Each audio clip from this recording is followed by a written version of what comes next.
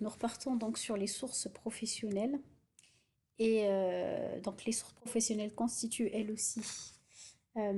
contribuent plutôt elles aussi à créer le droit du travail. Alors ces sources professionnelles sont de différents ordres. On a les conventions et accords collectifs. On a tout ce qui est usage et engagements unilatéraux, les règlements intérieurs que vous connaissez plus, hein, davantage, puisqu'on en trouve un peu partout finalement des règlements intérieurs, et tout ce qui est contrat de travail. Alors les conventions ou accords collectifs, de façon générale, qu'est-ce qu'on peut dire? Une convention, ben, finalement, c'est une sorte de contrat, hein, un contrat, un accord, mais collectif qui vont lier plusieurs organisations syndicales entre elles. Mais attention, ces organisations syndicales se doivent d'être représentatives, c'est-à-dire qu'elles ont été élues à la majorité par des salariés. Donc on a les syndicats de salariés et les syndicats d'employeurs, typiquement la CGT, la CFDT pour les salariés et le MEDEF pour les employeurs, qui se retrouvent pour négocier plusieurs différents points finalement, différents points au niveau par exemple des conditions de travail. Alors, donc ce qu'il faut savoir, c'est qu'il y a différents niveaux de négociation.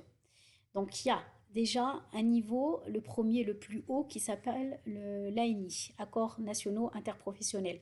Là, on est sur des contrats, finalement, des éléments qui sont négociés par des représentants des différentes branches d'activité. Donc là, on a les différentes branches d'activité qui se réunissent euh, pour décider finalement d'éléments bien précis. Généralement, ce sont des éléments qui font consensus. On ne se risque pas trop à négocier des points, on va dire, épineux qui posent problème dans ce genre d'accord. Donc là, généralement, c'est des accords qui vont s'appliquer à tous les salariés, toutes les branches d'activité. Donc on sait bien qu'on va pas aller négocier des points très particuliers. Typiquement, qu'est-ce qu'on va négocier? On va négocier tout ce qui est la prévoyance. Alors avant, ce qui se faisait, c'est par exemple un salarié. Alors le patron payait la mutuelle pour toute l'année pour son salarié. Et imaginons si celui-ci finalement était licencié ou partait, bah, il perdait son droit à la mutuelle. Donc, qu'est-ce qui avait été négocié typiquement par un accord national interprofessionnel? C'est que bah, tous les salariés gardent leur droit à la mutuelle jusqu'à la fin de l'année. Ou encore, ce qui se faisait avant aussi, c'est qu'un salarié qui partait d'une entreprise, il perdait tous ses droits à la formation, tout ce qu'il avait cumulé en nombre d'heures de formation. Là aussi, ce qui a été négocié en ANI, c'est le fait de garder ses droits à la formation. Donc voilà, typiquement ce qui peut être négocié en accords nationaux interprofessionnels. Généralement des généralités, des choses qui ne posent pas trop de problèmes à la négociation. Ensuite, donc là je vous donnais un exemple, hein, la modernisation du marché du travail sur la prévoyance, je vous donne la loi exacte. Ensuite, donc, qu'est-ce qu'on a on a plus bas les conventions collectives de branche, où là c'est au niveau de la branche qu'il va y avoir des négociations. D'accord. Bon, ces branches hein, d'activité, elles peuvent. Je vous invite à aller voir ce qu'est une branche d'activité, mais finalement, elle peut regrouper plusieurs professions. D'accord. Généralement, ce sont des professions qui ont des liens entre elles. Voilà. Et là, effectivement, généralement, ils se réunissent pour définir les conditions d'emploi des salariés, par exemple, pour assurer l'égalité entre les salariés, pour régulariser la concurrence entre les entreprises. Typiquement, on va avoir des conventions collectives au niveau des banques, au niveau des boulangeries. On va peut-être décider des grilles des salaires à ce niveau-là.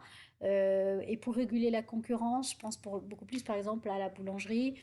Elles vont se réunir, la branche d'activité, boulangerie, et qui vont décider peut-être du prix de la baguette de pain pour éviter pour la baguette ou du pain plutôt, pour décider du prix et faire en sorte que la concurrence ne soit pas déloyale, typiquement. Voilà ce qui peut se décider au niveau des conventions collectives de branche, des généralités, des choses, là aussi, ça reste assez général.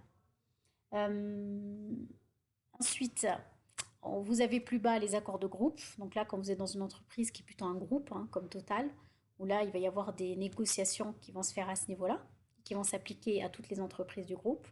Et puis, bien plus bas, vous avez tout ce qui touche aux accords d'entreprise ou d'établissement.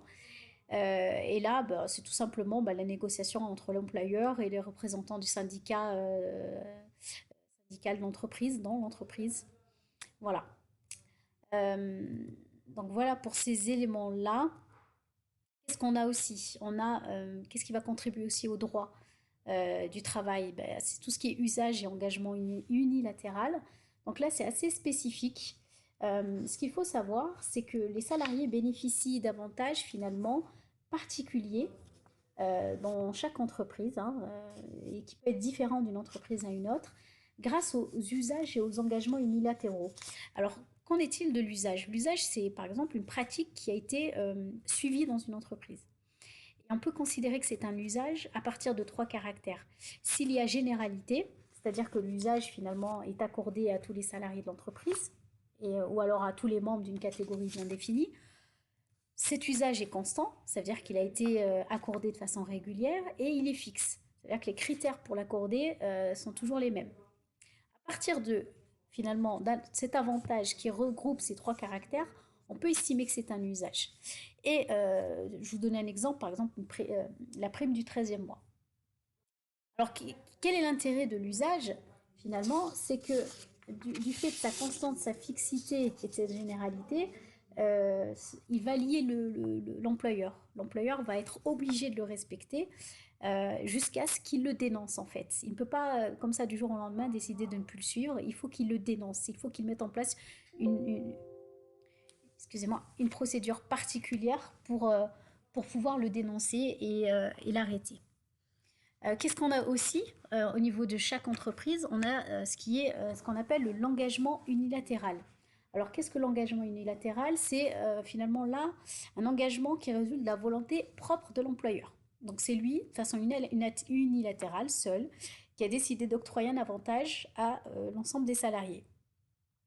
Il a été communiqué, par exemple, par une note de service, ou alors après la réunion du comité social de l'entreprise, et il a décidé de l'appliquer. Et cet engagement unilatéral lie aussi l'employeur qui doit le respecter jusqu'à ce que là aussi il le dénonce par une procédure bien particulière. Qu'est-ce qu'on a aussi? On a le règlement intérieur qui va contribuer au droit et le contrat de travail. Le règlement intérieur, ce qu'il faut savoir, c'est qu'il est élaboré par l'employeur et qu'il est obligatoire dans les entreprises d'au moins 20 salariés.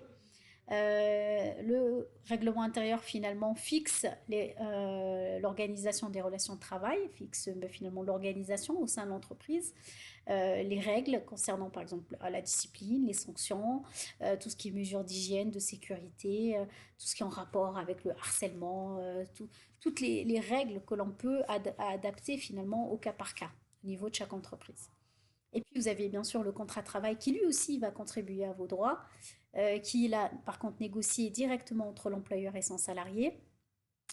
On peut négocier typiquement au niveau de son contrat de travail, négocier du télétravail, de travailler une partie chez soi finalement. On peut négocier une rémunération variable, on peut négocier différentes clauses de concurrence, par exemple de non-concurrence, un employeur qui négocie cette clause pour que l'employé, si jamais il décide de partir de l'entreprise, ne puisse pas, par exemple, pendant un certain laps de temps, travailler pour la concurrence.